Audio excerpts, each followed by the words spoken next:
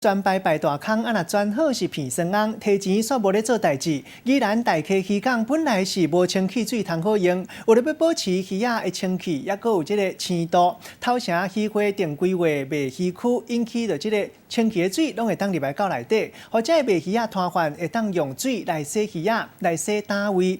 无想到讲一个月时间，水也强强无够用，水嘛无够。当初每一个单位、价位拢甲人收4000块的水钱，即嘛煞无照聘照行。卖鱼仔才会反啊，大家起袂做的，落尾渔会就赶紧出来赔货，讲钱毋是因收去，因敢若是辅导单位尔。没有水啊，天天没有水。水道头无水，甲这水桶拢甲搬出来，像这个老乌子桑安尼摇落来，咧接海水的日子，可能够爱阁煞咧一阵啊咯。啊，无这水啊，哪用拄10天有水尔，吼。厝内阁来完全拢无水。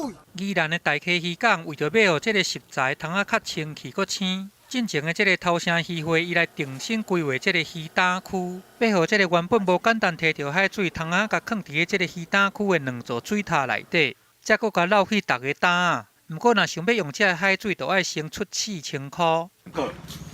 算一摊4000，问题不知道出在哪边呢？问他们，他们说啊压力不够。这个水塔伫8月初1开始来用，不过想袂到用无够几礼拜。伫咧月中的时阵，因为这个水也无够，即摆2座水塔内底拢是空空的。想到当初牵水管要来牵水，还阁甲因收4000块的费用，即摆煞着爱阁忍受1个月拢无水通用。这个渔贩啊，起价甲问题讲爱互渔会来处理。渔会跟县政府都是没有跟他们收租金的啦，所以讲大家共同来维护。渔会表示讲。